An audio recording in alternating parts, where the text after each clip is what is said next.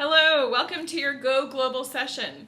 I'm Dr. Z, one of 4 Stockton faculty members teaching this new and exciting campus-wide course to introduce you to an interdisciplinary approach to understanding key global challenges that you and I and everyone in that room will face in the next 25 to 30 years. This course was developed by a small group of approximately a dozen people from campuses across the nation for the American Association of State Colleges and Universities Global Engagement Initiative, including myself representing Stockton College.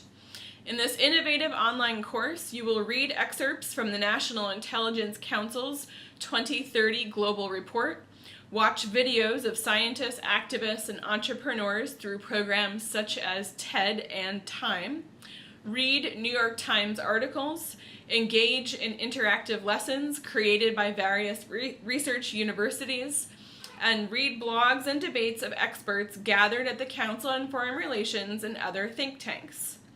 You will read excerpts of scientific reports on climate change, watch videos about the promise and peril of 3D printing, read about the success of nonviolent democratic movements, learn about universal human rights, and be asked to think about issues such as aging populations in some countries in the face of continued population growth in others, among a host of other global issues.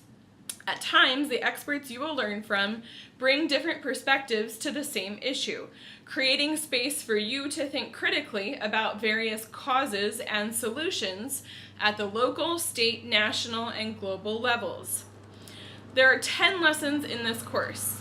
Each lesson reflects an individual global challenge such as resources, conflict, and governance, wrapping up with a lesson on global citizenship, on how to think globally and act locally, focusing specifically on things such as human rights and using both political and economic action, encouraging you to adopt habits now that will help you develop into a globally competent citizen by the time you leave Stockton.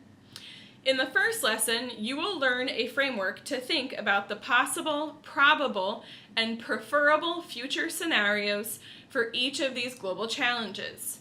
You will also learn and start developing skills to apply standards of critical thinking to apply in thinking about these global challenges. For each lesson, you are responsible for 3 assignments after you complete the assigned readings, watch linked videos, and finish online interactive lessons, all linked within the lesson in your Blackboard.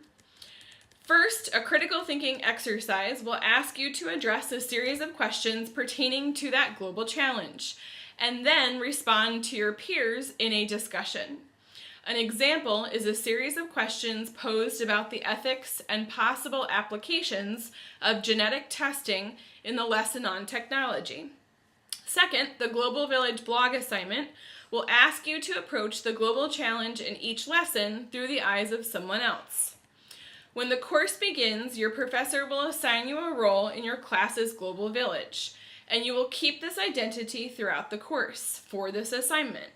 These roles represent the proportion of the global population in reality. Therefore, most of the villages reside outside the U.S. and are in low-income categories. The individual people living within those areas will likely represent someone that you are not familiar with. You will be provided with specific questions to consider when posting your blog for that lesson, and you will be expected to conduct research and cite sources in your blog entries. Students in the past have embraced this assignment, finding that it helps them to think outside their own identity when considering each global challenge.